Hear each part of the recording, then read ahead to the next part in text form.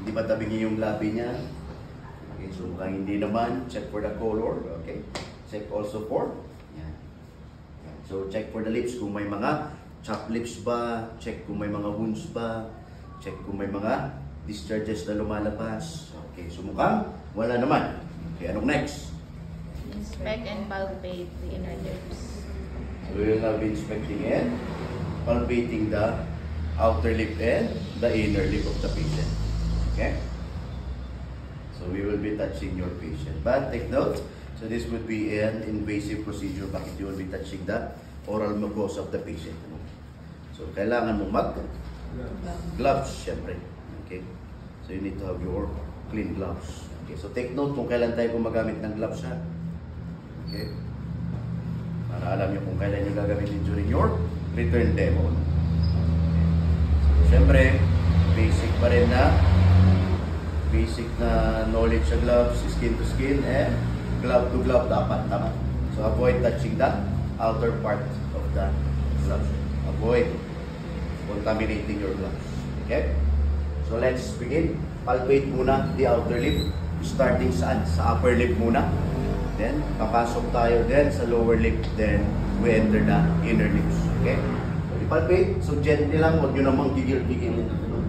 So, kapayin nyo lang. Outer lip muna. Relax lang. Huwag mo akong kakagatin. Relax lang.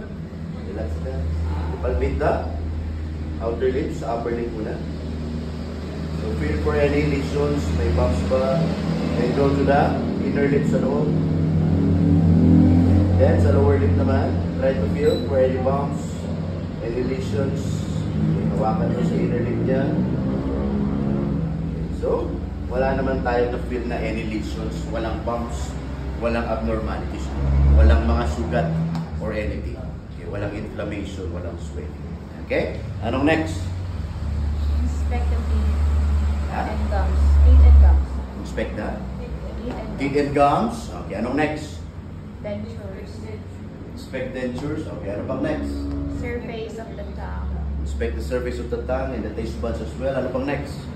Tongue movement. Check for the tongue movement. We're checking for the what cranial nerve? 9. Cranial nerve number 9. Your Pharyngeal. glossopharyngeal. And then, anong next?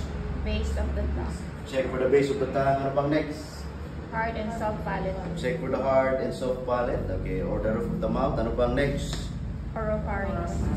Check for the oropharynx or the back of the throat. Ano pang next? Tonsils for color and Check also for the tonsils kung may redness or any abnormalities sa tonsils niya or baka may discharges. Ano pa? gag reflex. Yan yung check for the gag reflex. Okay, stop. Okay, so tinanong ko yan, bakit minsan na natin gagawin while we are checking the oral mucosa of the patient. Okay? So we'll be using now what your tongue plate or your tongue depressor. Okay, so kita mo yan, bago yan ha, hindi second hand. Okay? Okay, bago siya, hindi ko siya dinampot sa tabi-tabi lang. Okay? Para makita mo naman. Okay, so it is new. Huwag kang maganda. So with the use of your pen light, we now instruct or we now check the oral mucosa of the patient. Okay, so open your mouth. So let's check muna yung tongue niya. Sige, so check for the surface of the tongue. Check for the completeness of the taste buds. So mukhang complete naman. Check na rin the color of the tongue. Sige, okay, so check the inner cheeks kung may mga sugat. Check kung may mga lesions ba. So wala naman. Check now the roof of the mouth. Sige, check for the soft and the hard palate. Check kung namamaga. Check kung namumula. Check also kung may dentures ba, kung may false teeth. Okay, check pa rin yung completeness ng ngipin. Next, paki-raise yung dila. Okay, so check the base of the tongue. Check for the frenulum kung naka-intact pa rin. So mukhang okay naman. Then the next part is you instruct the patient to, diba, pakilabas yung dila mo. Yan. Ilabas mo na yan. Pakitaas. Pakibaba. Paki-right. Paki-left. Okay, so nagagalaw yung dila, meaning intact ang glossopharyngeal na cranial nerve. Anong next? We now inspect the back of the throat or the oropharynx together with the tonsils. Okay?